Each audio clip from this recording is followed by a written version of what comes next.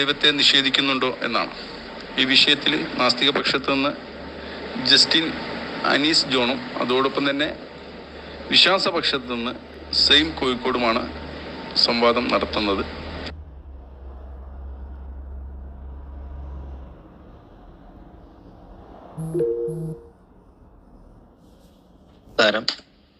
എല്ലാ ഗ്രൂപ്പ് അംഗങ്ങൾക്കും ഈ സംവാദത്തിലേക്ക് സ്വാഗതം. എൻ്റെ പേര് ജസ്റ്റിൻ ചാലക്കൽ എന്നാണ്.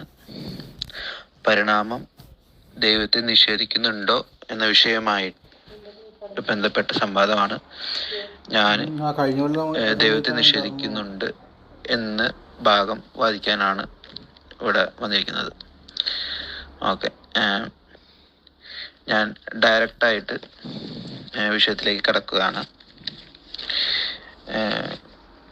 വിഷയം: പരിണാമ സിദ്ധാന്തം ദൈവത്തെ നിഷേധിക്കുന്നുണ്ടോ? 5 പ്രമിസസ് വെച്ചിട്ടാണ് ദൈവത്തെ നിഷേധിക്കുന്നുണ്ട് എന്ന് ഞാൻ പറയാൻ പോകുന്നത്. ഒന്നാമത്തെ, ദൈവം എന്ന് പറയുന്ന കൺസെപ്റ്റ്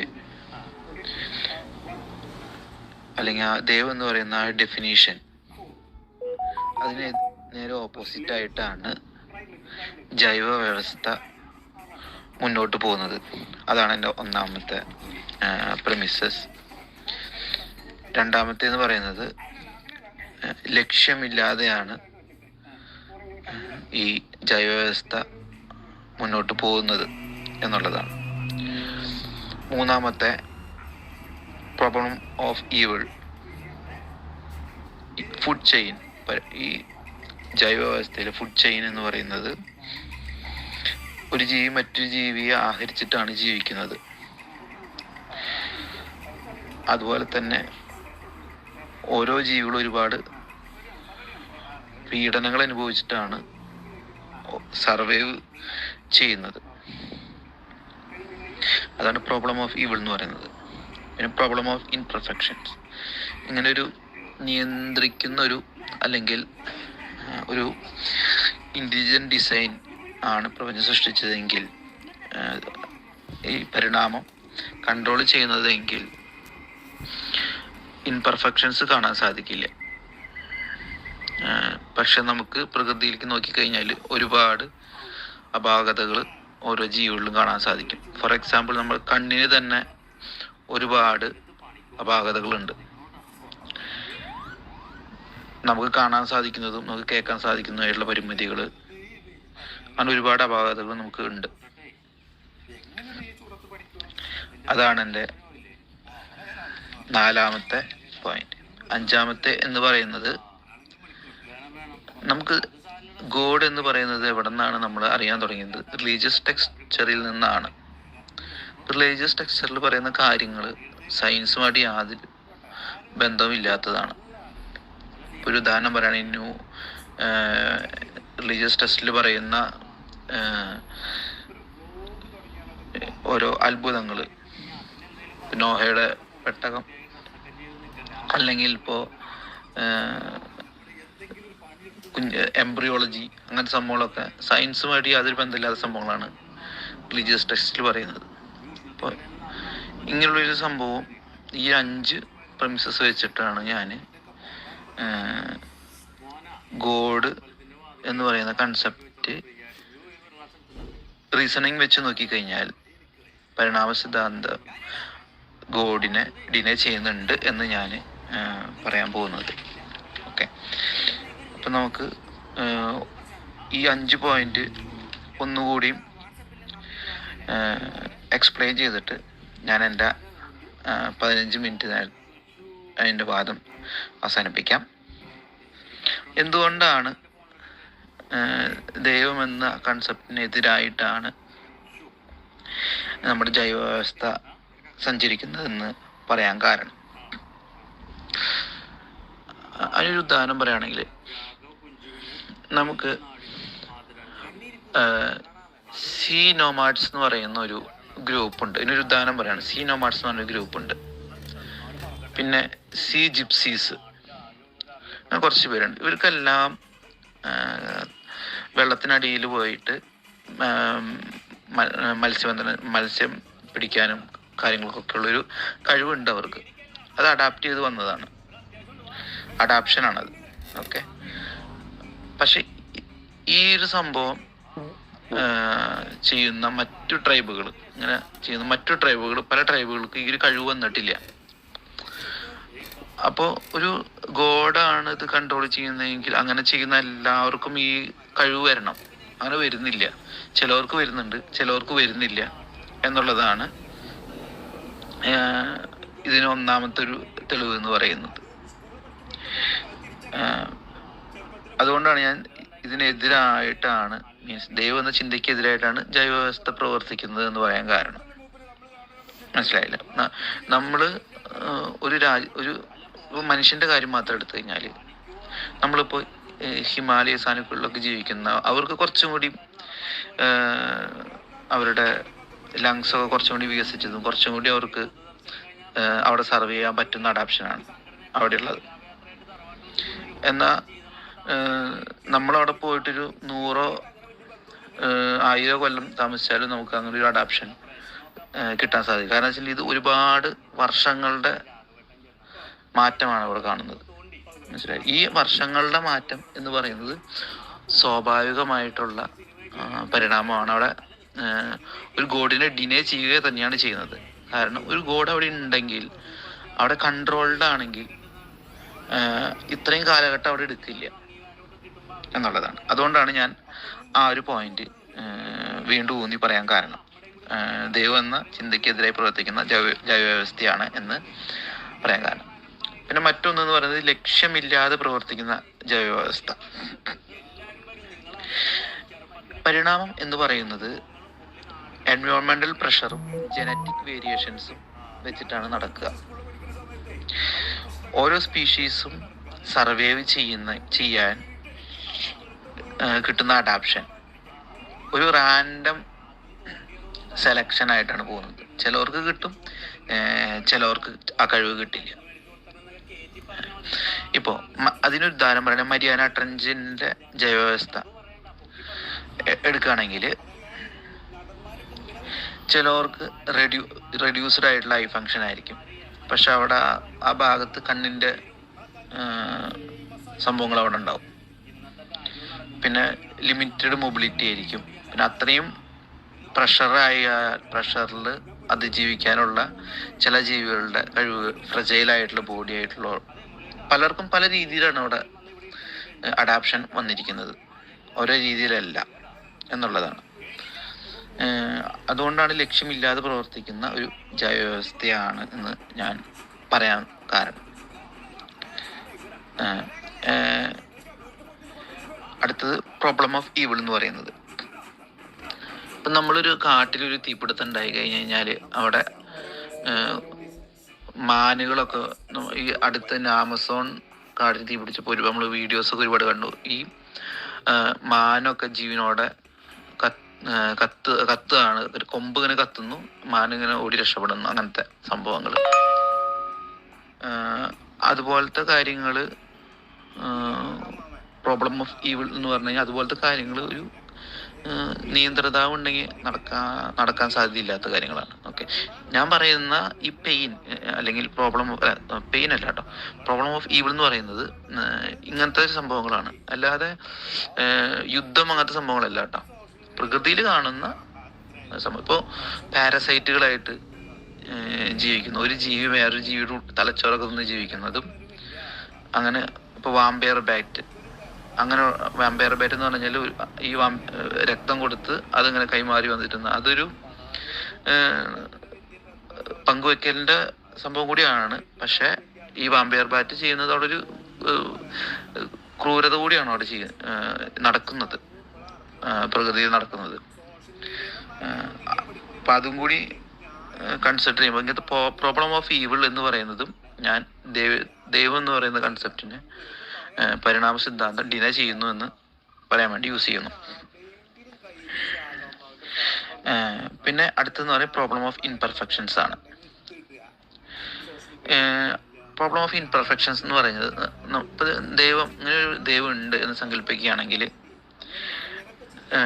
നമുക്ക് ഇത്രയധികം കോംപ്ലിക്കേറ്റഡും അതേ ടൈം തന്നെ ഇൻപെർഫെക്ഷൻസും ആയിട്ടുള്ള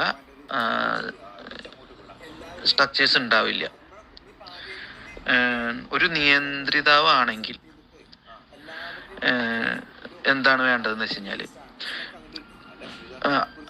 കൂടുതൽ കഴിവും എന്നാൽ കുറവ് കോംപ്ലിക്കേഷൻസും ആയിരിക്കും. ഇപ്പോൾ ഒരു മോഡേൺ ചിപ്പും ഒക്കെ ആണെങ്കിൽ, ഒരു കമ്പ്യൂട്ടർ അങ്ങനത്തെ എന്തെങ്കിലും സംഭവമാണെങ്കിൽ ഏറ്റവും കുറവ് കോംപ്ലിസിറ്റിയും എന്നാൽ കൂടുതൽ കാര്യങ്ങൾ ചെയ്യാൻ സാധിക്കുന്നതാണ്. പക്ഷെ ഇപ്പോൾ ഒരു ഉദാഹരണം പറയുകയാണെങ്കിൽ, ഇപ്പോൾ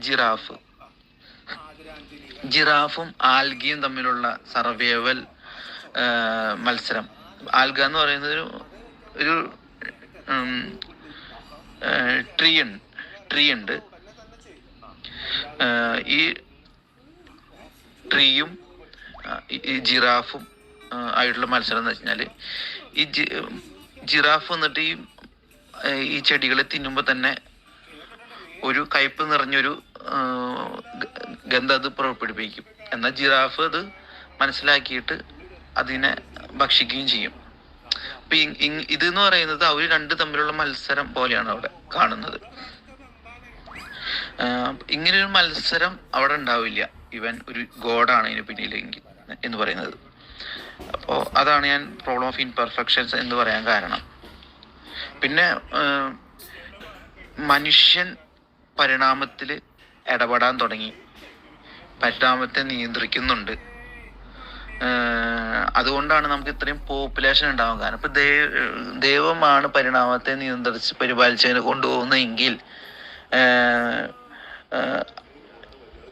ഇത്ര അധികം ജനപ്പെരുപ്പം ഇവിടെ ഉണ്ടാവേണ്ടതാണ്. എല്ലാ ജനങ്ങളും സുരക്ഷിതമായിട്ടും എല്ലാ ജനങ്ങൾക്കും ഭക്ഷ്യസമൃദ്ധമായിട്ടുള്ളൊരു ലോകമായിരുന്നിരിക്കണം ഉണ്ടാവേണ്ടത്. പക്ഷെ മനുഷ്യൻ പരിണാമത്തിൽ ഇടപെടാൻ തുടങ്ങിയപ്പോഴാണ് ഇതുപോലെ എല്ലാവർക്കും ആരോഗ്യകരമായിട്ടുള്ളതും ഭക്ഷ്യയോഗ്യമായിട്ടുള്ള സ്ഥലങ്ങളൊക്കെ ഉണ്ടായത്. മനുഷ്യനാണ് ഈ അഗ്രികൾച്ചറിൽ ചെയ്യാനുള്ള ലാൻഡും സംഭവങ്ങളൊക്കെ ഉണ്ടാക്കിയെടുത്തത് മനുഷ്യനാണ്. മുമ്പുകൂടി ഉണ്ടാവാത്ത സാധനമാണിത്. ഈ പോയിന്റ് കൂടി ഞാൻ വെക്കുകയാണ്. ഇത് വളരെ ഇമ്പോർട്ടൻ്റ് പോയിന്റാണ്. ഇപ്പോൾ ദൈവമാണെങ്കിൽ ദൈവം ആദ്യം തന്നെ ഇത്രയും കൾട്ടിവേഷൻ ചെയ്യാനുള്ള ഫീൽഡൊക്കെ നമുക്ക് തന്നിട്ടാണ് നമ്മൾ ഇവിടെ ഉണ്ടാവാൻ പാടുള്ളൂ. പക്ഷെ അങ്ങനെയല്ല, നമ്മളിവിടെ വന്നതിന് ശേഷമാണ് ഈ മരുന്ന് കണ്ടെത്തിയതും അതുപോലെ വിപുലമായ പാടശേഖരങ്ങളൊക്കെ നമ്മുടെ ക്രിയേഷനാണത്. മുമ്പൂടി ഇല്ലാത്ത സംഭവമാണ് അതൊക്കെ. ഇതാണ് എൻ്റെ 4ാമത്തെ പോയിന്റ് എന്ന് പറയുന്നത്. പിന്നെ 5ാമത്തെ പോയിന്റ് എന്ന് പറയുന്നത്, ദൈവം എന്ന് പറയുന്ന കൺസെപ്റ്റ് റിലീജിയസ് ടെസ്റ്റുകളിലാണ് ഉള്ളത്. ഈ റിലീജിയസ് ടെസ്റ്റുകൾ പറയുന്ന കാര്യങ്ങൾ ലോജിക്കിന് നിരക്കുന്നതല്ല. അതുപോലെ തന്നെ ഈ റിലീജിയസ് ടെക്സ്റ്റിൽ പറയുന്ന കാര്യങ്ങൾ സയൻസിന് യോജിക്കുന്ന സംഭവങ്ങളല്ല. ഇതാണ് എൻ്റെ 5 പോയിന്റുകൾ. ഈ 5 പോയിന്റ് ഞാൻ എൻ്റെ വിഷയാവതരണത്തോടുകൂടി അവതരിപ്പിക്കുകയാണ്. എൻ്റെ മുന്നോട്ടുള്ള വാദം ഈ 5 പോയിന്റുകളിൽ ഊന്നിക്കൊണ്ടായിരിക്കും. ഓക്കെ, നന്ദി, നമസ്കാരം.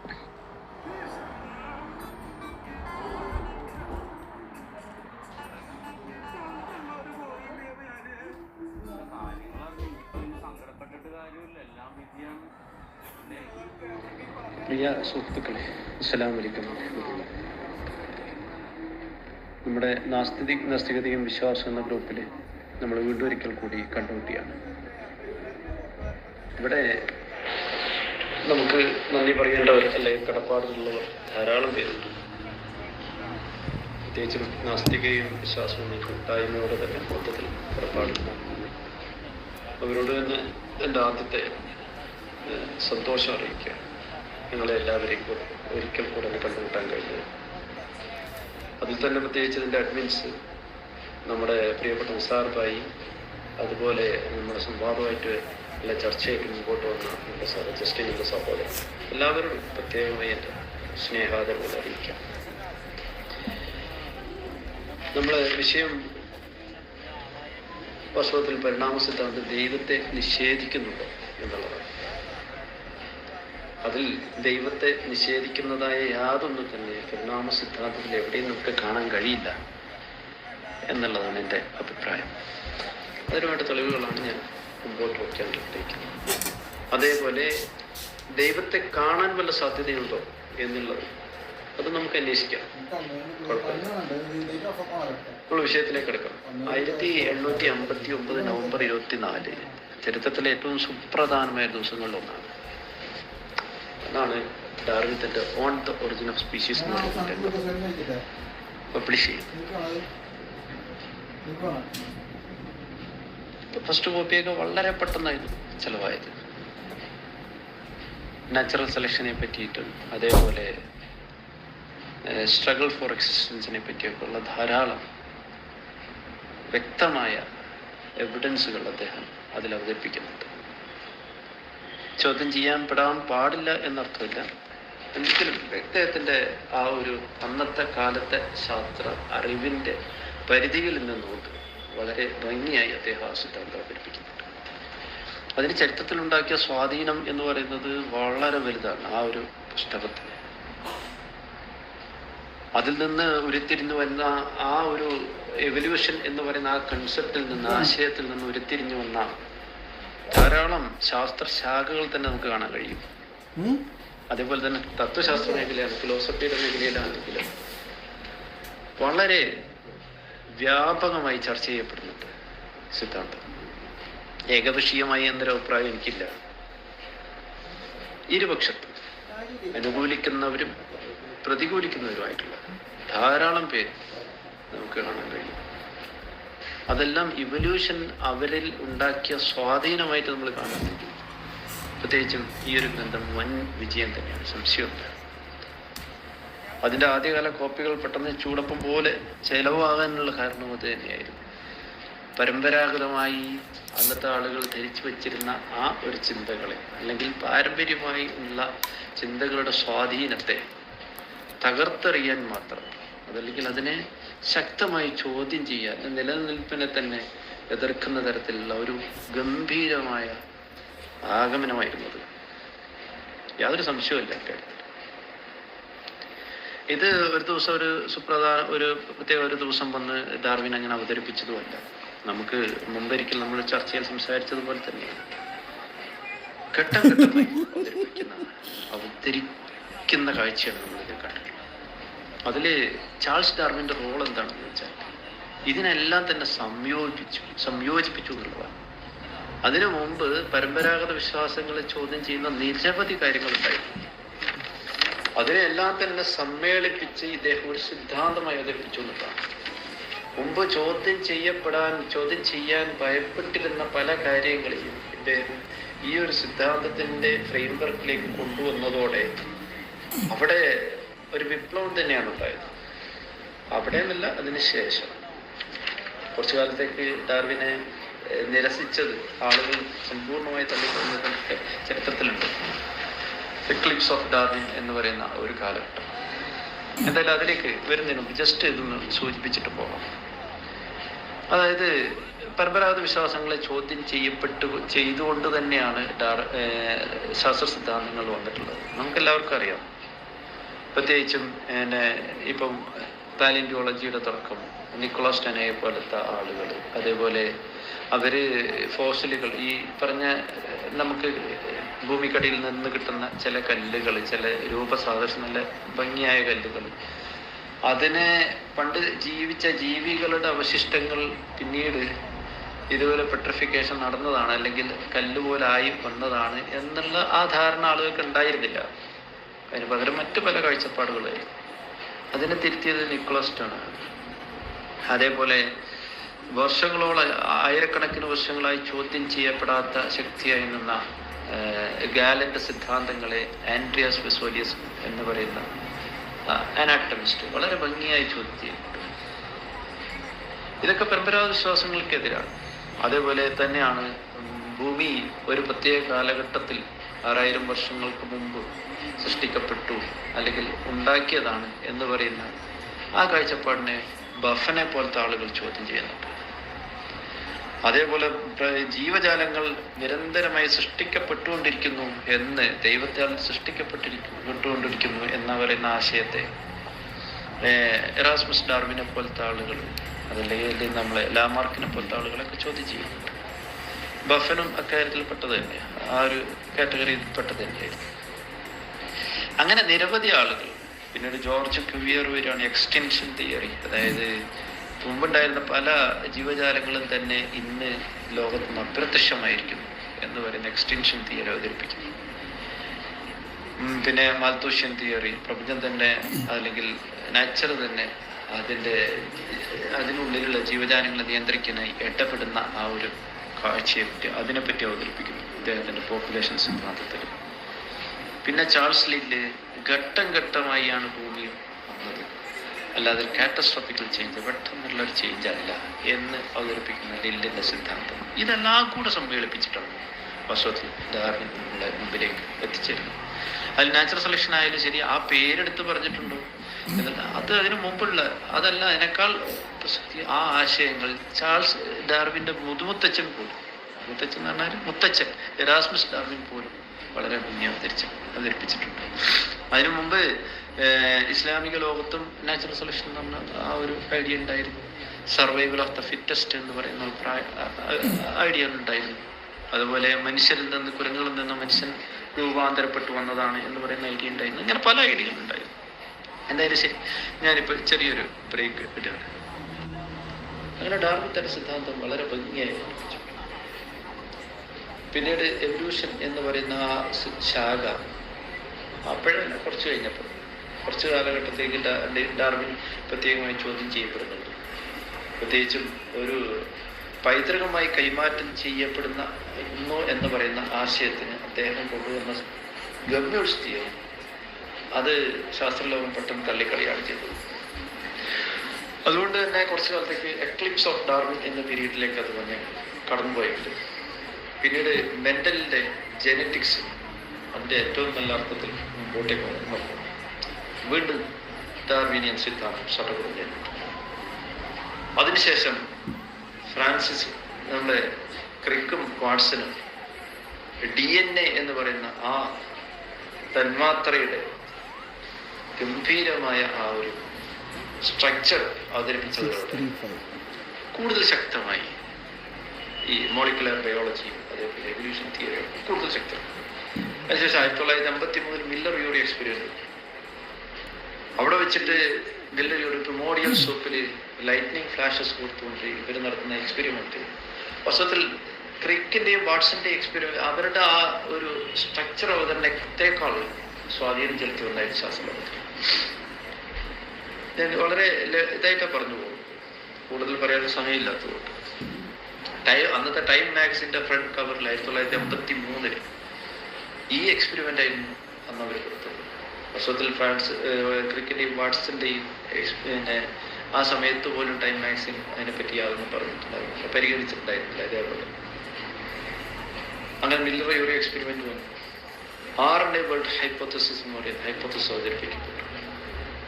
ഇങ്ങനെ ധാരാളം തരത്തിൽ ഇങ്ങനെ വന്നുകൊണ്ടിരിക്കുന്നു. അങ്ങനെ ഇപ്പൊ 2021 നൂറ്റാണ്ടിലേക്ക് നമ്മൾ പ്രവേശിച്ചു. ഈ സമയത്ത് ഇപ്പോഴത്തെ ശാസ്ത്രം വെറുതെ പരിശോധിച്ചു ഡാർവിനിയൻ ആശയങ്ങളായിട്ട് പൊതുജനങ്ങളുടെ മുമ്പിലേക്ക് വന്നിട്ടുള്ള സാധനങ്ങൾ, പ്രത്യേകിച്ചും ട്രീ ഓഫ് ലൈഫ് എന്ന് പറയുന്നത്, അതേപോലെ നാച്ചുറൽ സെലക്ഷൻ എന്ന് പറയുന്നത്. നാച്ചുറൽ സെലക്ഷൻ എന്താണ്? നാച്ചുറൽ സെലക്ഷൻ്റെ പുറകിലുള്ള മെക്കാനിസം, അതിന് ഇപ്പം ജീൻസ് ആണ് കൺട്രോൾ ചെയ്യുന്നത് എന്ന് നമ്മൾ അവതരിപ്പിക്കുമ്പോൾ എല്ലാവരും പൊതുവെ ശാസ്ത്രലോകത്തിലെ പല ആളുകളുടെയും ധാരണ ജീനുകളാണ് ഇതിൻ്റെ എല്ലാം പുറകിൽ. അതിൽ വരുന്ന ബ്ലൈൻഡായിട്ട് വരുന്ന മ്യൂട്ടേഷൻസ് ആണ് കാര്യങ്ങളൊക്കെ നിശ്ചയിക്കുന്നത് എന്ന് പറയുമ്പോൾ അവിടെ ഒരുപാട് ചോദ്യങ്ങൾ പിൽക്കാലത്ത് വരികയാണ്. ജീനുകൾ എന്ന് പറയുന്നത് വെറും ഒരു CD-യിലുള്ള ഡാറ്റ ഇങ്ങനെ എടുക്കുന്നത് പോലെ എന്നുള്ള ചിന്ത ആയിരുന്നു നമുക്ക് പണ്ടുണ്ടായിരുന്നത്. അതിലേക്ക് വീണ്ടും ഒന്നും ആഡ് ചെയ്യുന്നില്ല എന്ന് പറയുന്നത്, അല്ലെ റീഡ് ഓൺലി മെമ്മറി ആയിട്ടാണ്. അതിൽ വരുന്ന ആ കോപ്പിങ്ങിൽ വരുന്ന എറർ, അല്ലെങ്കിൽ ഏതെങ്കിലും സാഹചര്യത്തിൽ വരുന്ന UV ലൈറ്റ്സിൻ്റെയോ അല്ലെങ്കിൽ എന്തെങ്കിലും തരത്തിൽ വരുന്ന ആ ഒരു എറർ അല്ലാതെ മറ്റൊന്നും അല്ല കാര്യങ്ങൾ നിയന്ത്രിക്കുന്നത് എന്ന് പറയുന്നൊരവസ്ഥ ഉണ്ടായി. ഇത് നമ്മൾ അതിനെ ചോദ്യം ചെയ്യും. കാരണം ഇത് വെറും ഒരു CD-ROM പോലെയല്ല, റീഡ് ഓൺലി മെമ്മറി അല്ല. അതിന് പകരം RW മെമ്മറിയാണ്, റീഡ് ആൻഡ് റൈറ്റ് മെമ്മറിയാണ്. അതിലേക്ക് പല കാര്യങ്ങളും എഴുതി ചേർക്കപ്പെടുന്നുണ്ട് എന്നൊക്കെ പറയുന്ന പുതിയ തത്വം നമ്മൾ മുമ്പിലേക്ക് വന്നിരിക്കും. മാത്രമല്ല, ജീനുകളെ തന്നെ നിയന്ത്രിക്കുന്ന, ജീനുകളുടെ ഓപ്പറേഷനെ നിയന്ത്രിക്കുന്ന അതിൻ്റെ ബാക്ക്ഗ്രൗണ്ട് എപ്പിജെനറ്റിക്സ് എന്ന് പറയുന്ന പുതിയ മേഖല നമുക്ക് മുമ്പ് പ്രത്യക്ഷമാണ്. അതോടെ കാര്യങ്ങളൊക്കെ നമ്മുടെ ഈ പരമ്പരാഗത ധാരണകൾ നിന്ന് വീണ്ടും അട്ടിമറിഞ്ഞു പോകുന്ന ഒരു കാഴ്ചയാണ് കണ്ടത്. അതോടൊപ്പം തന്നെയാണ് മറ്റൊന്ന് ലാറ്ററൽ ജീൻ ട്രാൻസ്ഫർ എന്ന് പറയുന്നത്.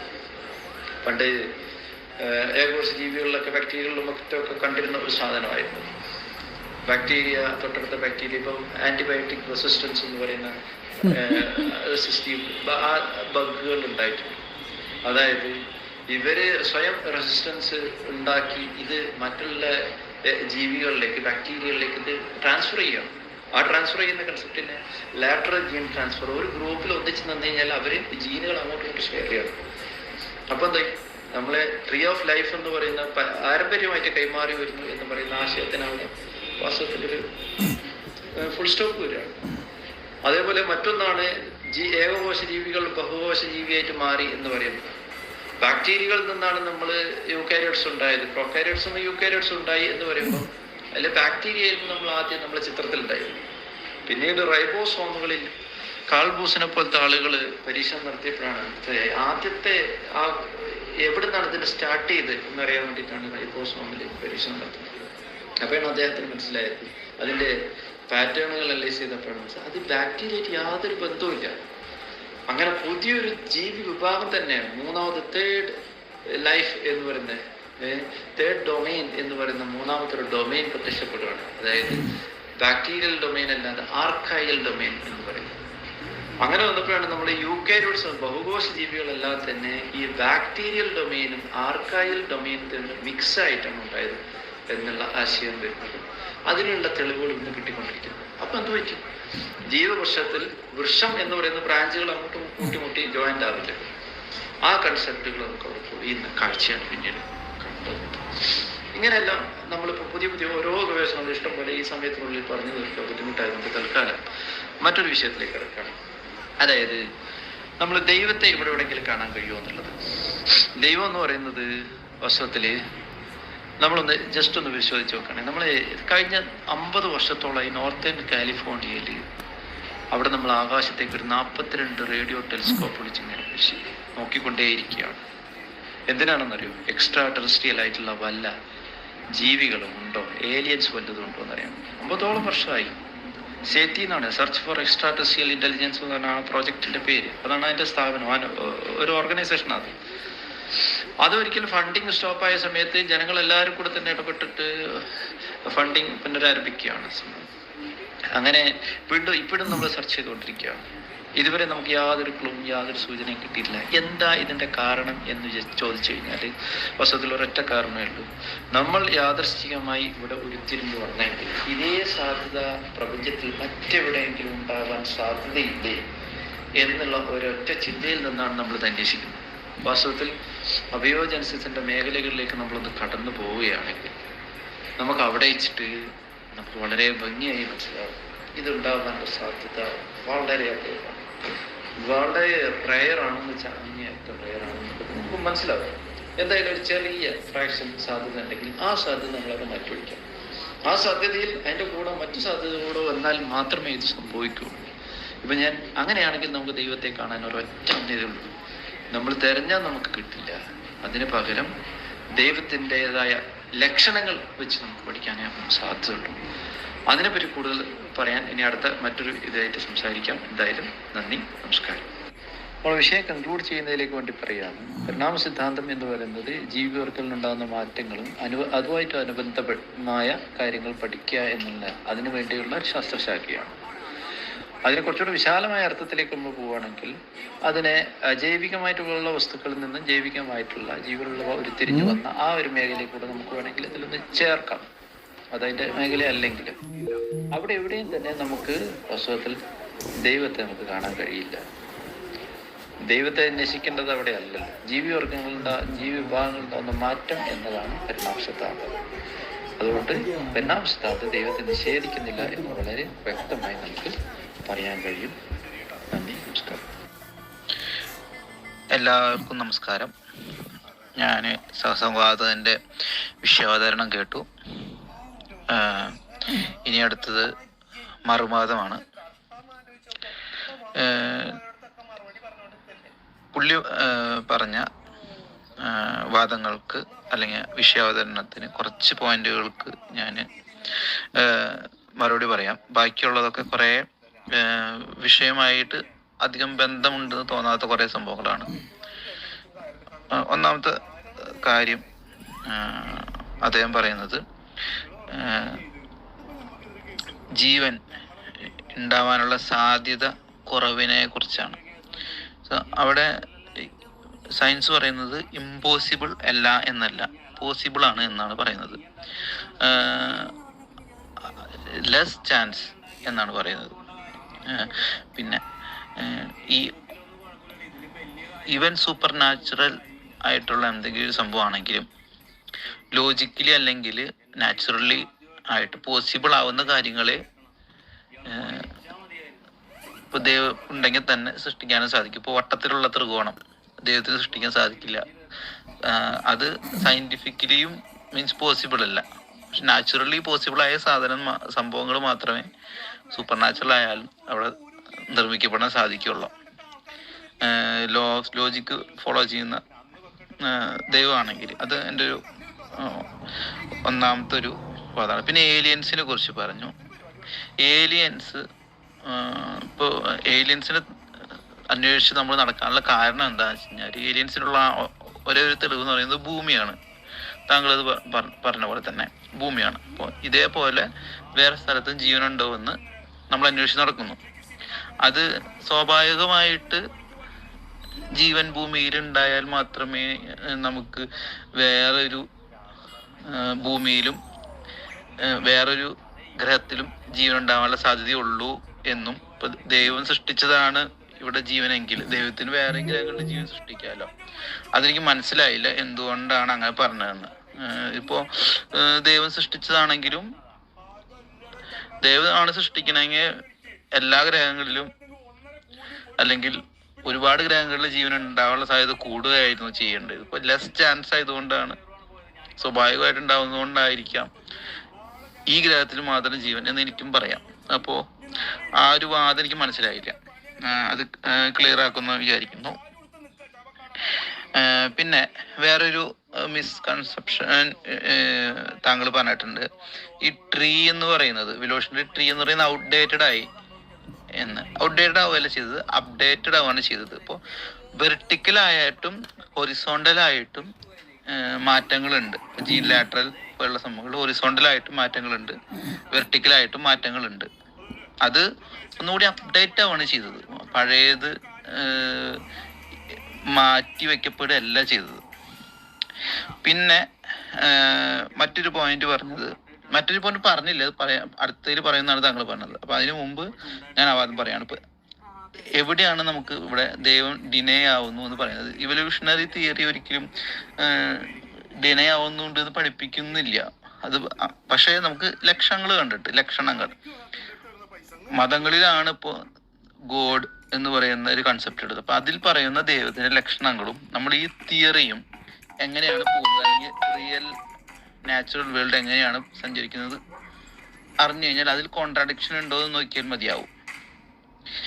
അതിൽ ഒന്നാമത്തെ സംഭവം എനിക്ക് പറയാനുള്ളത്, ദൈവം പരിണാമം കൺട്രോൾ ചെയ്യുന്നു, അല്ലെങ്കിൽ ദൈവം പരിണാമം സ്റ്റാർട്ട് ചെയ്തു, അല്ലെങ്കിൽ ദൈവം ചില ജീവികൾക്ക് മാത്രം പരിണാമം കൺട്രോൾ ചെയ്യുന്നു. അതെങ്ങനെയായാലും മനുഷ്യൻ ഈ പരിണാമത്തെ കൺട്രോൾ ചെയ്യുന്നുണ്ട് ഇപ്പോൾ. അതുകൊണ്ടാണ് മനുഷ്യൻ ഇത്രയധികം പെറ്റുവരികയും മനുഷ്യന് കൂടുതൽ സർവൈവ് ചെയ്യാനുള്ള കാര്യങ്ങൾ ലഭിച്ചതും ഇപ്പോഴാണ്. അപ്പോൾ ഒരാൾ പരിണാമത്തെ കൺട്രോൾ ചെയ്യുന്നുണ്ടെങ്കിൽ മനുഷ്യൻ എങ്ങനെയാണോ ഇപ്പൊ ജീവിക്കുന്നത് അതുപോലെ ആയിരിക്കണം. ഇതാണ് എൻ്റെ ഒരു വാദം. ഇത്ര നാളും പരിണാമം ഒരു റാൻഡമായിട്ട് പോവുകയായിരുന്നു. ഇപ്പം നമ്മളിപ്പോൾ രോഗങ്ങളെ എങ്ങനെയാണ് കൺട്രോൾ ചെയ്യുന്നത്? നമ്മൾ രോഗങ്ങളെ കൺട്രോൾ ചെയ്യുന്നുണ്ട്. ഇപ്പം നമുക്ക് എന്തെങ്കിലും ഇപ്പോൾ കൊറോണ തന്നെ നമ്മൾ കൺട്രോൾ ചെയ്യാണ്, നമ്മൾ അതിനെ ഡിഫെൻഡ് ചെയ്യാണ് ചെയ്യുന്നത്.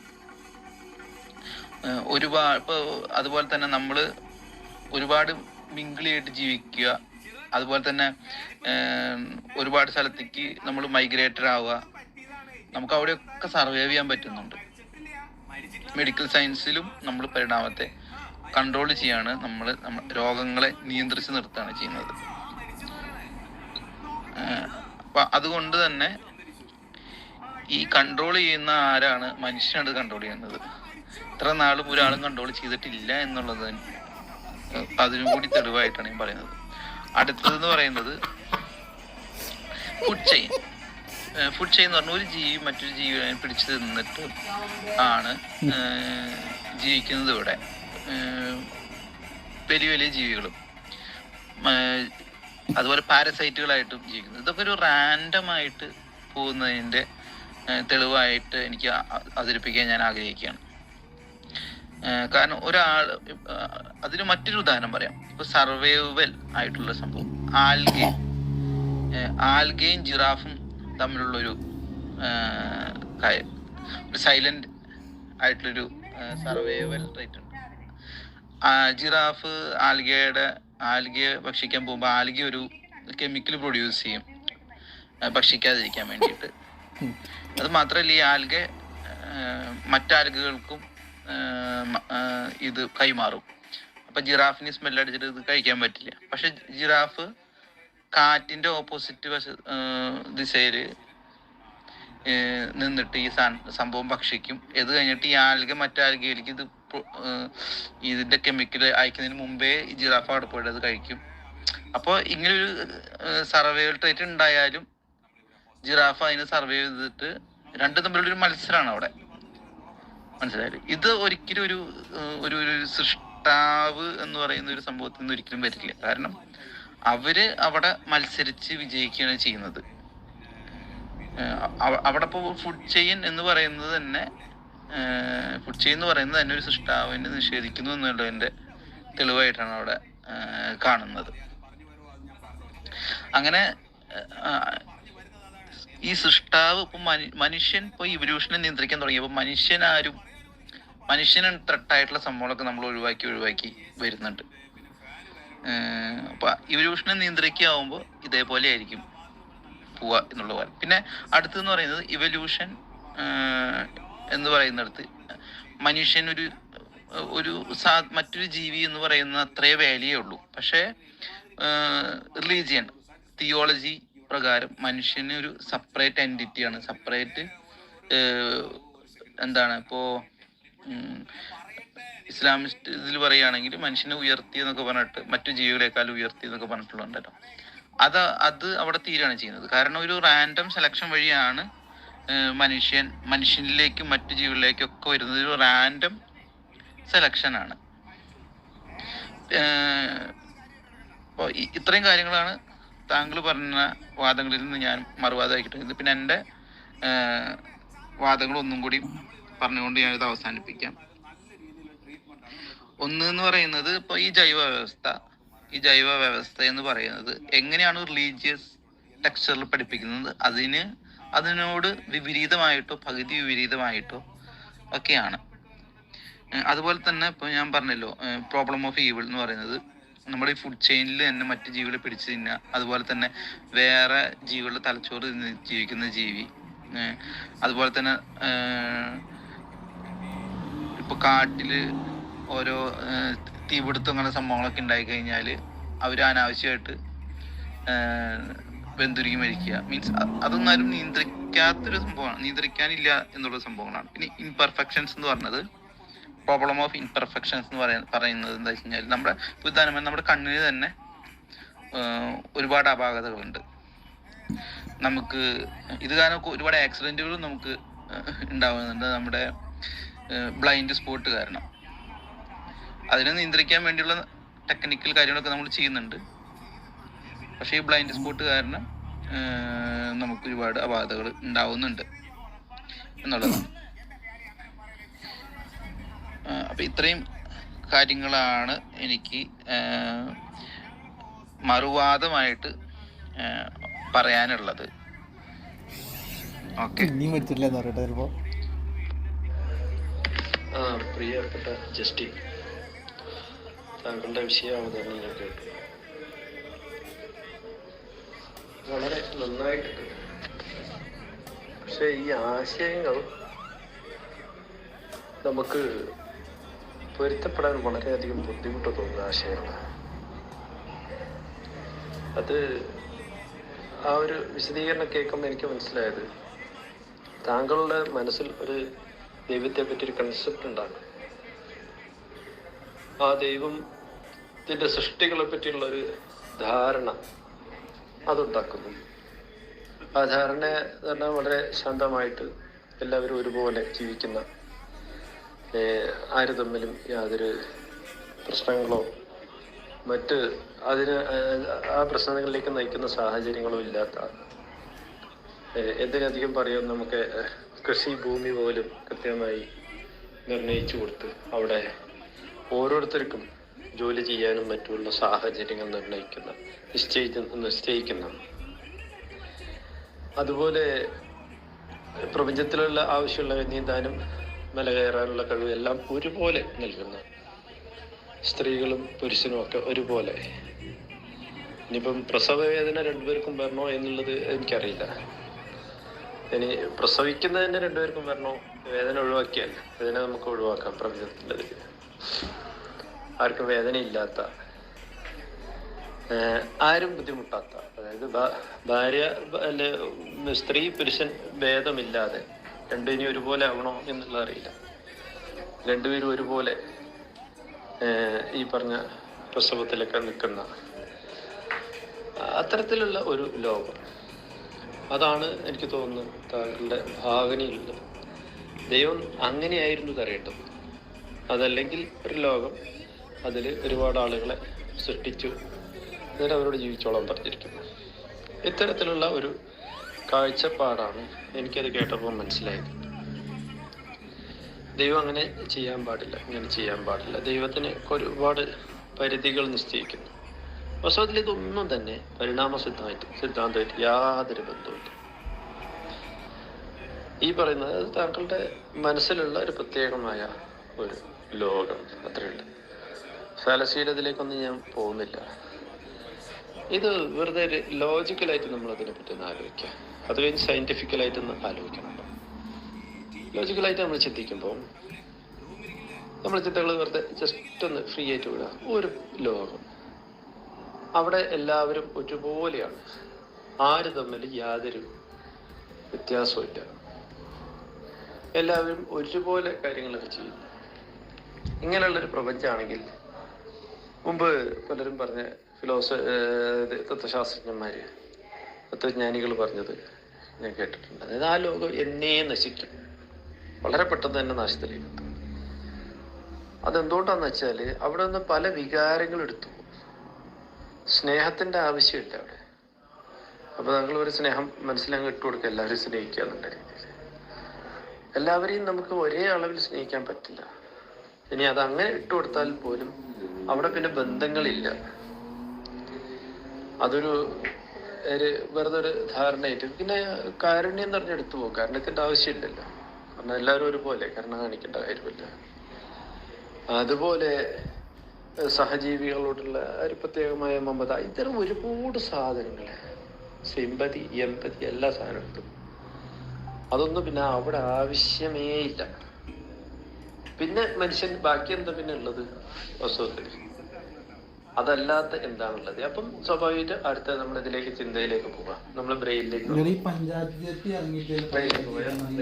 പല ഭാഗത്തും ഒഴിവാക്കി. പല ഹോർമോണുകളുടെ ആവശ്യമുണ്ട്. പല ഹോർമോണുകൾ എടുത്ത് നീക്കപ്പെട്ടു. അതോടെ എന്തായി? നമ്മൾ ഈ ജീവി തന്നെ നമ്മളല്ലാതായി മാറി. ഇനി ഇത് നേരെ അടുത്ത സ്റ്റേജിലേക്ക് പോവാം. പ്രപഞ്ചത്തിലേക്ക് നമ്മൾ ഭൂമിയിൽ നോക്കുകയാണ്, എല്ലാ സ്ഥലത്തും ഒരേ ക്ലൈമറ്റ്, ഒരേപോലെ. അങ്ങനെ ഒന്നും സംഭവിക്കും. ഈ പറഞ്ഞ ഈ സൂര്യൻ എന്നുള്ള ആ ചെരിവുണ്ടല്ലോ, ആ ചെരിവിന്റെ ആവശ്യമില്ല. ആ ചെരുവിനെ ബാലൻസ് ചെയ്യാൻ അവിടെ ചന്ദ്രന്റെ ആവശ്യമില്ല.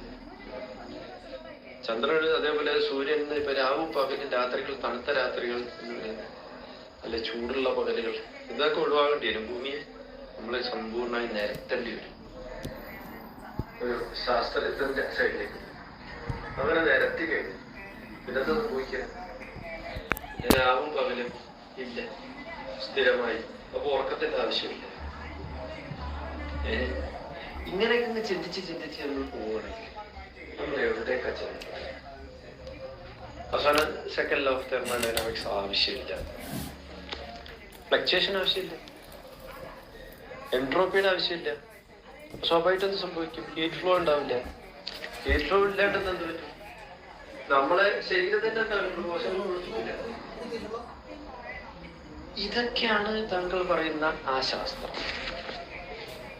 ശാസ്ത്രമല്ല, ആ തത്വം. ഇങ്ങനെ വന്നാൽ എന്ത് സംഭവിക്കുക? പിന്നെ നമ്മൾ തന്നെ ഇല്ല, ലോകമില്ല, നമ്മളില്ല. എന്നാൽ ഇതൊക്കെ ഉണ്ടെങ്കിലോ നമ്മളുണ്ട്, ഈ ലോകമുണ്ട്, ഇവിടെ വേരിയേഷൻസ് ഉണ്ട്, ഇവിടെ എന്തുണ്ട്? മാറ്റങ്ങൾക്കനുസരിച്ചിട്ടുള്ള നേട്ടങ്ങളുണ്ട്, എല്ലാം ഉണ്ട്. ഇവിടെ സിമ്പതി ഉണ്ട്, എമ്പതി ഉണ്ട്, സകല സാധനം. അപ്പോഴാണ് ദൈവത്തിന്റെ അർത്ഥമുള്ളത്. ഇതൊന്നും ഇല്ലെങ്കിൽ സത്യത്തിൽ ദൈവത്തിന് എനിക്ക് ഞാൻ പറയുന്നത് മനസ്സിലാവുന്നുണ്ടെന്ന് വിചാരിക്കുന്നു.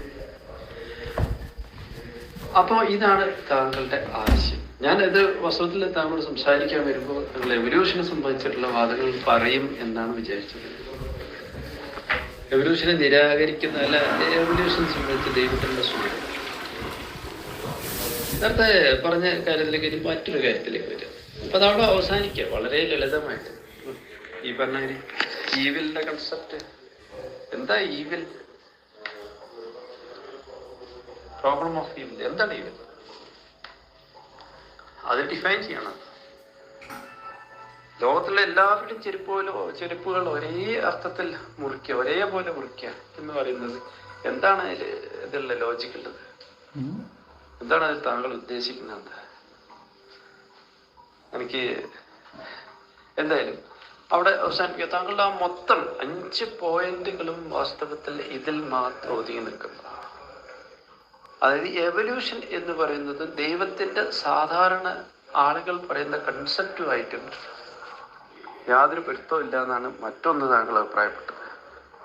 അവിടെ ഞാൻ പറയാണ്, അതെങ്ങനെയാണ്?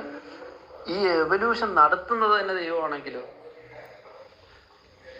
ഇസ്ലാമിക കൺസെപ്റ്റ് പ്രകാരം 3 എണ്ണം പറയുന്നുണ്ട്. ഖാലിഖ്, ബാരിഅ്, മുസവ്വിർ. 3 സാധനങ്ങളുണ്ട്. ഖാലിഖ് തന്നെ സൃഷ്ടിക്കുന്നവനാണ്. ബാരിഅ് എന്ന് പറഞ്ഞാല് ഇവോൾവ് ചെയ്യുന്നതിന്, മാറ്റങ്ങൾ, പരിണാമം സംഭവിപ്പിക്കുന്നതിനാണ്. ഒന്നാമത് മുസവ്വിർ എന്ന രൂപം നിർണയിക്കുന്നവൻ.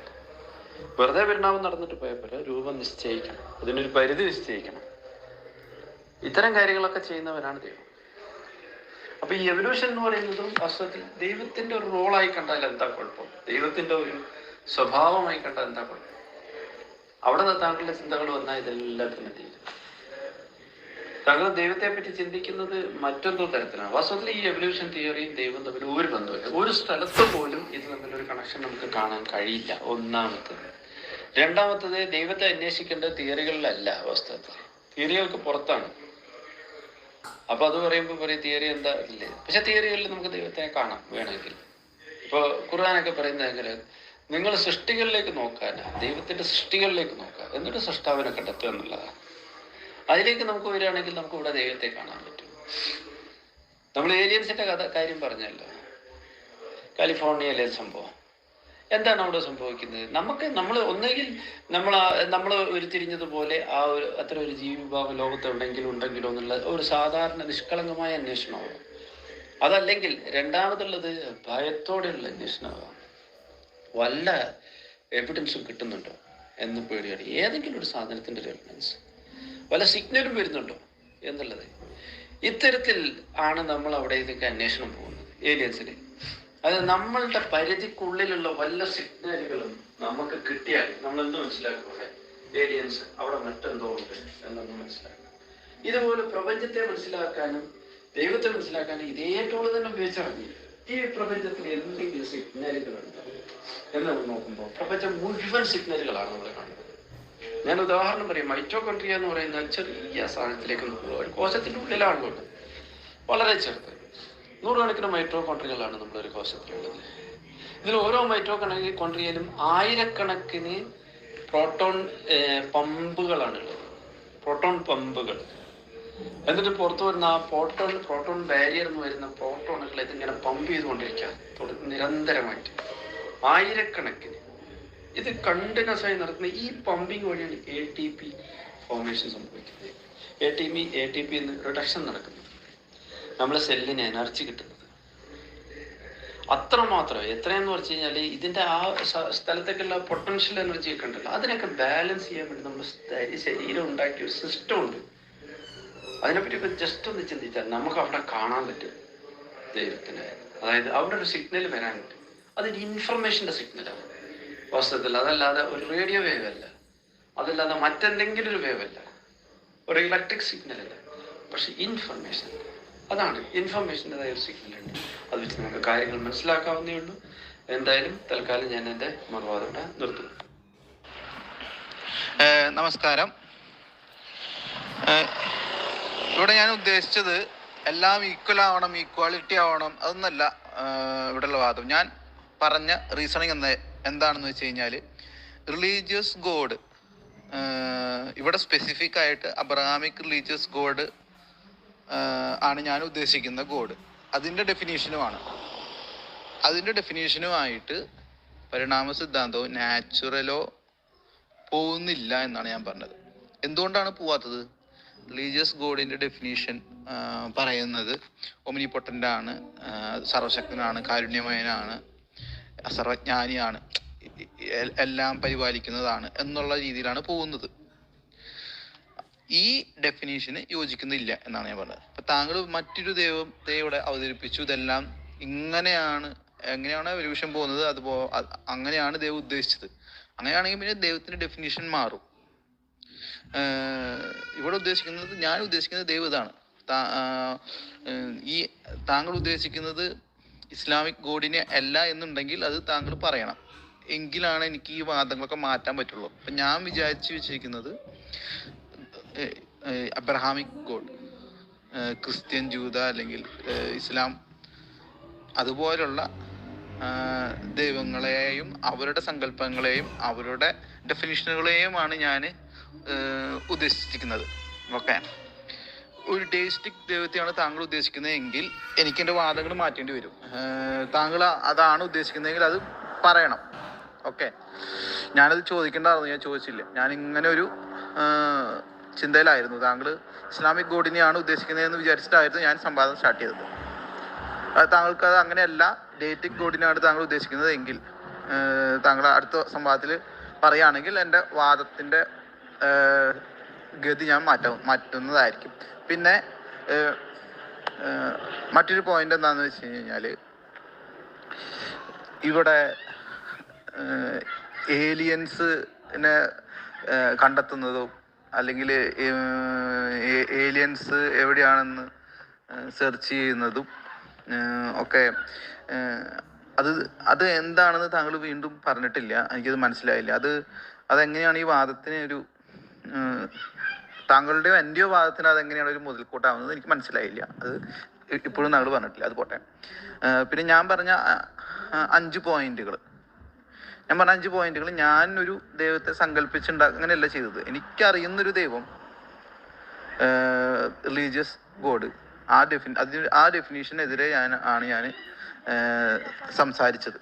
പിന്നെ മൈക്രോകോൺട്രി, അതുപോലെ DNA, അതുപോലെ കോംപ്ലിക്കേറ്റഡ് ആയിട്ടുള്ള സംഭവങ്ങൾ, ഇതൊക്കെ വെച്ചിട്ട് ഇതൊന്നും സ്വാഭാവികമായിട്ട് ഉണ്ടാവില്ല എന്നുള്ളൊരു അത്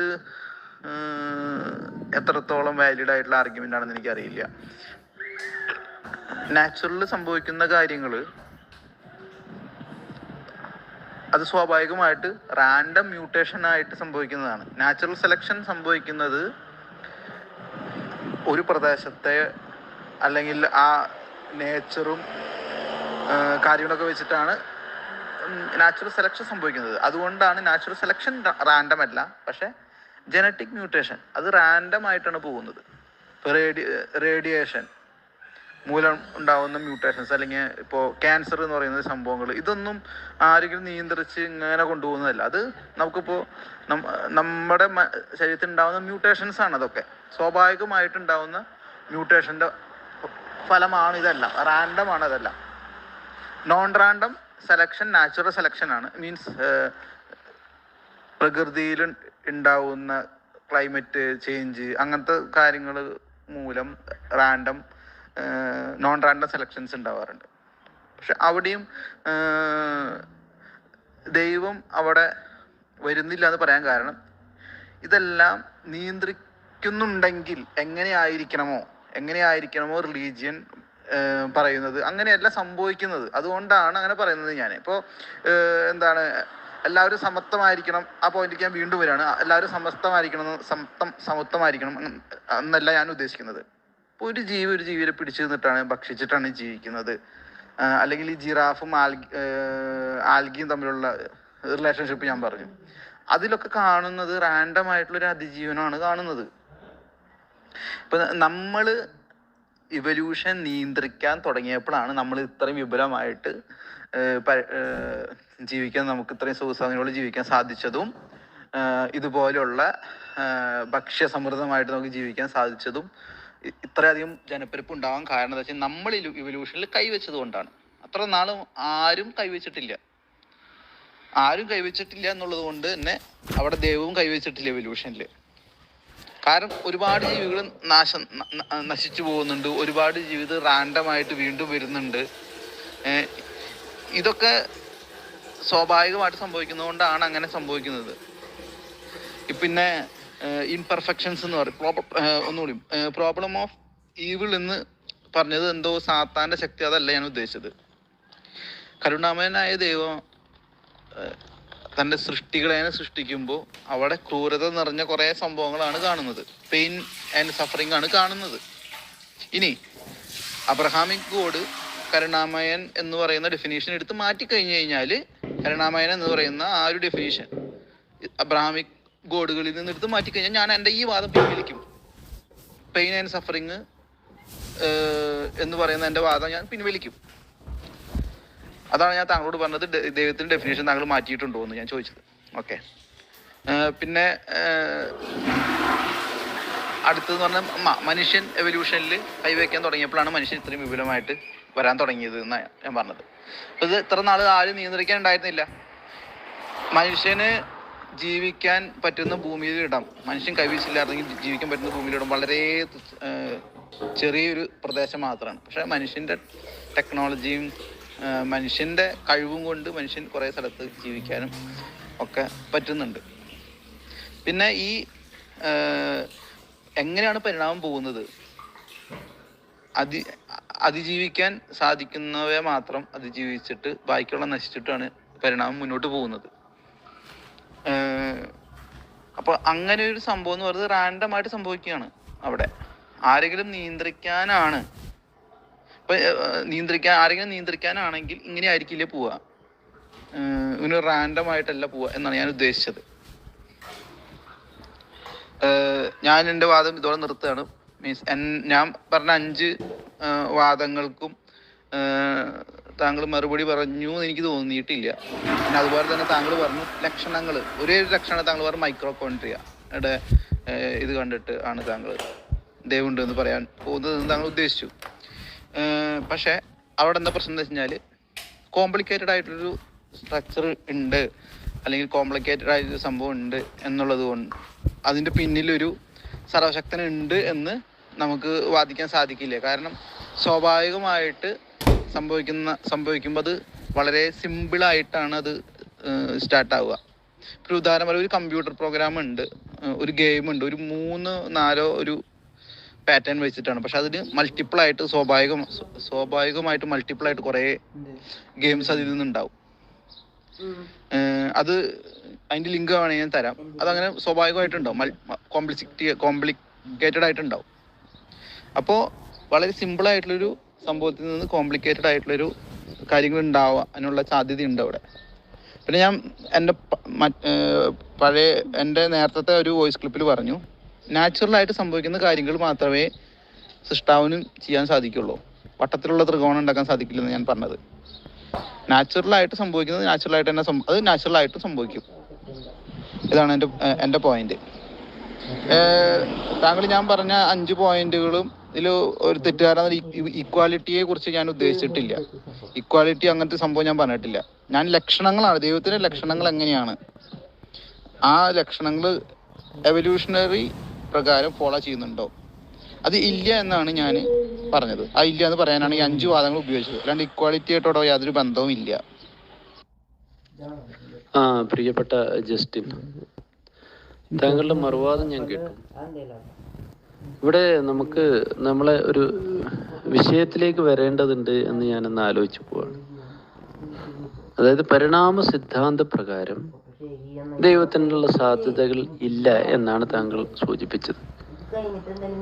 ദൈവം എന്ന് പറയുന്നത് മറ്റുള്ള ഇത് വെച്ചിട്ടല്ല, ഒരു സൃഷ്ടാവിൻ്റെ സാധ്യതയില്ല എന്നുള്ളതാണ് നമ്മളിവിടെ അവതരിപ്പിക്കേണ്ട കാര്യം.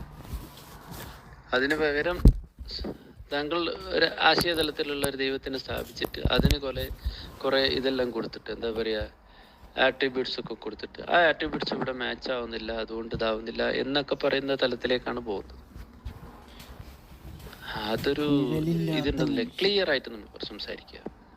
പരിണാമ സിദ്ധാന്തത്തിന്റെ ഏത് ഭാഗത്ത് അതല്ലെങ്കിൽ ഏതൊരു ഇതിലാണ്, എന്താ പറയാ, ഏതെങ്കിലും ഒരു ലിംബ്, ആ ലിംബിന്റെ ഏതെങ്കിലും ഒരു എക്സ്പെരിമെന്റ് ബേസ് ചെയ്തിട്ട് താങ്കൾക്ക് പറയാൻ പറ്റുമോ അവിടെ ദൈവം ഇല്ല എന്നാണ് അതിന്റെ അർത്ഥം? ആശയതലത്തിലുള്ള പരിണാമ സിദ്ധാന്തം എന്നതിനപ്പുറം ശാസ്ത്രതലത്തിലുള്ള പരിണാമ സിദ്ധാന്തമാണ് നമുക്ക് വേണ്ടത്. പരിണാമ സിദ്ധാന്തം ആശയതലത്തിലേക്ക് കിടക്കുമ്പോൾ എന്താ വെച്ചാൽ അതിൽ ഒരുപാട് ഫാബ്രിക്കേഷൻസ് ഉണ്ടായിട്ടുണ്ട്. ശാസ്ത്രതലത്തിൽ ഇത് വരുന്ന സമയത്ത് അങ്ങനെയൊന്നുമില്ല, ഏതൊരു സാധാരണക്കാരനും മനസ്സിലാക്കാവുന്ന കാര്യങ്ങൾ. അപ്പൊ നമ്മൾ ഇതിലേക്ക് താങ്കളുടെ മറുവാദത്തിനൊരു മറുപടി എന്താ? അതുകൊണ്ട് വിഷയത്തിലേക്ക് നമ്മൾ കുറച്ചുകൂടെ കൂടുതൽ അടുക്കുക. അതിൽ നമ്മളിപ്പോ ദൈവത്തിന്റെ ഒരൊറ്റ ഗുണം ഇതിനെ മാത്രമേ നമ്മൾ എടുക്കുന്നുള്ളൂ. ഞാൻ 3 ഗുണങ്ങൾ അവതരിപ്പിച്ചിട്ടുണ്ട് അവിടെ. ഖാലിഖ്, ഭാര്യ, മുസഫിർ, സൃഷ്ടി നടത്തുന്നു, പരിണാമം സംഭവിക്കുന്നു, രൂപം നൽകുന്നു എന്ന് പറയുന്നു. ഈ 3 കാര്യങ്ങളാണ്. ഈ 3 കാര്യങ്ങളെ ബേസ് ചെയ്ത് താങ്കൾ വേണേൽ സംസാരിച്ചോളൂ. അപ്പോൾ അതിനൊരു ദൈവത്തിന് ആവശ്യമില്ല എന്നാണെങ്കിൽ അങ്ങനെ പറഞ്ഞോളൂ, അങ്ങനെയാണെങ്കിൽ കുഴപ്പമില്ല. അപ്പൊ ഇനി ഞാൻ അടുത്ത വിഷയത്തിലേക്ക് താങ്കൾ പറഞ്ഞ ചില കാര്യങ്ങളിലേക്ക് പോകാം. അതിലൊന്നാമത് പറഞ്ഞത് താങ്കൾ ഏലിയൻസിനെ പറ്റി പറയുമ്പോൾ താങ്കൾ മനസ്സിലായില്ല. അത് ഞാൻ കുറച്ചുകൂടെ വിശദമാക്കിയിട്ട് പറഞ്ഞുതരാം. ഏലിയൻസ് എന്ന് പറയുന്നത് ആ ഒരു സംഭവമുണ്ട്. നമ്മളെ കാലിഫോർണിയയിൽ ഉള്ള ആന്റിനകൾ വെച്ചതിന്റെ കാര്യങ്ങൾ അതിനെ ബേസ് ചെയ്ത് നമ്മൾ പരിശോധിക്കുന്നത് എന്താണെന്ന് വെച്ചാൽ, പ്രപഞ്ചത്തിൽ എവിടെയെങ്കിലും ഏലിയൻസിനെ നേരിട്ട് കാണും എന്നുള്ള പ്രതീക്ഷയിലല്ല അത് വെച്ചിട്ട് വല്ല റേഡിയോ സിഗ്നലും വരുമെന്നുള്ളതാണ്. ആ റേഡിയോ സിഗ്നൽ കിട്ടിക്കഴിഞ്ഞാൽ, ദുരൂഹമായ തരത്തിലുള്ള വല്ല റേഡിയോ സിഗ്നലും കിട്ടിയാൽ അത്തരത്തിലുള്ള ജീവജാലങ്ങൾ ഉണ്ടായിരുന്നു നമുക്ക് മനസ്സിലാക്കാൻ കഴിയും. അങ്ങനെയാകുമ്പോൾ അതിന് വേണ്ട പ്രിക്കോഷൻസ് എടുക്കാം. അതിൽ ഭയപ്പെടേണ്ടവരാണെങ്കിൽ അല്ലെങ്കിൽ കൂടുതൽ ഡീറ്റെയിൽ ആയിട്ട് പഠിക്കണം എന്നൊക്കെയുള്ള സാഹചര്യം. അപ്പോ ഇത് എന്തിനായിട്ട് പറഞ്ഞതെന്ന് വെച്ചാൽ, നമുക്ക് ഒരു ഏലിയൻ എവിടെയെങ്കിലും ഉണ്ടോ എന്ന് മനസ്സിലാക്കാൻ ഒന്നുകിൽ നമുക്ക് അവരെ നേരിട്ട് കാണാം. അപ്പൊ ഓക്കെ, അപ്രൂവ്ഡ്. രണ്ടാമത് അതല്ലെങ്കിൽ നമുക്കൊരു കാര്യം ചെയ്യാം, അവരുടേതായ സൃഷ്ടിപ്പിന്റെ വല്ല അടയാളങ്ങളും അവര് വല്ലതും ഉണ്ടാക്കി വെച്ചിട്ടുണ്ടെങ്കിൽ അതിൽ നിന്നുള്ള വല്ല സിഗ്നലുകൾ കിട്ടുകയാണെങ്കിൽ അത് വെച്ചിട്ട് ഇങ്ങനെ 2 സാധ്യത. ഇതേപോലെ തന്നെ ദൈവത്തിന് നമുക്ക് ഇതേ കാര്യം തന്നെ അപ്ലൈ ചെയ്തൂടെ? ദൈവത്തിന് ഒന്നുകിൽ നേരിട്ട് സ്കോപ്പില്ല, ദൈവത്തിന്റെ സൃഷ്ടിപ്പുകളോ വല്ലതും ഉണ്ടെങ്കിൽ അതിന്റെ കോംപ്ലക്സിറ്റി വെച്ചിട്ടോ അങ്ങനെ വേണമെങ്കിൽ ദൈവത്തിന് മനസ്സിലായിക്കൂടെ? ഇത്രയേ ഉള്ളൂ സംഭവം. അതിനു വേണ്ടി മാത്രം അത് പറഞ്ഞു, കൂടുതൽ അർത്ഥതലങ്ങളിലേക്കൊന്നും പോവേണ്ട. പിന്നെ രണ്ടാമത് താങ്കൾ പറഞ്ഞു നാച്ചുറൽ സെലക്ഷൻ വരെ മനുഷ്യൻ ഇടപെടുന്നുണ്ട്. മനുഷ്യൻ മാത്രമല്ല, കാരണം ഏറ്റവും നല്ല ഓഫ്സ്പ്രിംഗ് നാച്ചുറൽ സെലക്ഷനിൽ ഇടപെടുന്നത്. ഏറ്റവും അവര് സർവൈവ് ചെയ്യാനുള്ള ഏറ്റവും നല്ല ശ്രമങ്ങൾ നടന്നു. അവര് സർവൈവൽ ഓഫ് ദ ഫിറ്റസ്റ്റിൽ ഇടപെടുന്നതായിരിക്കും. സുനാമി വന്നപ്പോൾ ജീവജാലങ്ങൾ അവരെല്ലാം ചില ജീവജാലങ്ങൾ ഓടിപ്പോയി. അവരുടെ സർവൈവലിനെ പറ്റി അവർ കെയർ ആവുന്നുണ്ട്. അതേപോലെ തന്നെ ഇപ്പൊ കാക്ക മുട്ടടുന്നത് എവിടെ മരത്തിന്റെ മുകളിലാണ്. അവരുടെ സർവൈവലിനെ പറ്റി അവര് ശ്രദ്ധിക്കുന്നുണ്ട്. പരിണാമത്തിൽ അവർ സ്വാഭാവികമായിട്ടും ഇങ്ങനെ മനുഷ്യന് നമുക്ക് ഭക്ഷണം നന്നായിട്ട് നമ്മൾ ഉണ്ടാക്കാൻ ശ്രമിക്കുന്നുണ്ട്. അവർക്ക് ഭക്ഷണം പ്രപഞ്ചത്തിലുണ്ട്, അതുകൊണ്ട് അവരങ്ങനെ പോകും.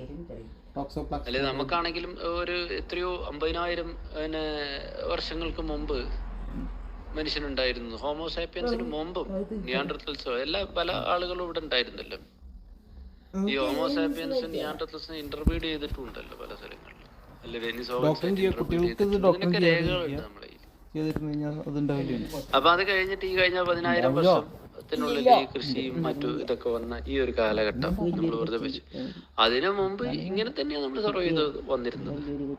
ഇപ്പോഴും നമ്മൾ കൃഷിയുടെ തലത്തിൽ സർവൈവ്, പല ആളുകളും അതല്ലാത്ത ആളുകളും ഉണ്ടാവും പല സ്ഥലങ്ങളിൽ. ഇപ്പൊ ഉദാഹരണം, ഇപ്പൊ ദ്വീപുകളിലൊക്കെ ഉള്ള ആളുകള് അവര് കൃഷി ചെയ്യുന്നുണ്ട്. നേരെ കടലിൽ പോയിട്ട് മീൻ പിടിച്ചുകൊണ്ടിരുന്നു, അവരങ്ങനെ തായ ഭക്ഷിക്കുന്നു, അങ്ങനത്തെ കാര്യങ്ങളൊക്കെ ചെയ്യുന്നവരുണ്ടാവാം. ഇല്ലാന്നൊന്നും പറയാൻ പറ്റില്ലല്ലോ. അപ്പൊ നമുക്ക് മനുഷ്യൻ ഇടപെടുന്നതുകൊണ്ട് മറ്റു ജീവജാലങ്ങളും ഇടപെടും. ഇത്രയേ ഉള്ളൂ. ആർട്ടിഫിഷ്യൽ സെലക്ഷനെ പറ്റിയിട്ടും നാച്ചുറൽ സെലക്ഷനെ പറ്റിയിട്ടും നമ്മളെ ഡാർവിൻ അദ്ദേഹത്തിന്റെ പുസ്തകത്തിൽ വളരെ ഭംഗിയായിട്ട് പറഞ്ഞിട്ടുണ്ട്. അവിടെ നമുക്ക് കാണാൻ മനസ്സിലാക്കാൻ പറ്റും എന്താ കാര്യം, നമുക്ക് ഗുണകരമായ ഒരു ട്രേറ്റ് മറ്റുള്ള ഇതിൽ മാറ്റിയെടുക്കുന്നതാണ്. ഗുണകരമായ ട്രേറ്റ് വേറൊരു ജീവിയിൽ ഓഫ്സ്പ്രിങ്ങൾ ഉണ്ടാക്കുന്ന വഴി അതിലേക്ക് മാറ്റിയെടുക്കുക. അതല്ലാതെ പുതിയൊരു ട്രേറ്റ് ഉണ്ടാക്കുന്നത് നമുക്ക് കാണാൻ ഇതുവരെ പറ്റിയിട്ടില്ല. ഡാർവിനും കാര്യങ്ങൾ ഇത്രയുണ്ട്.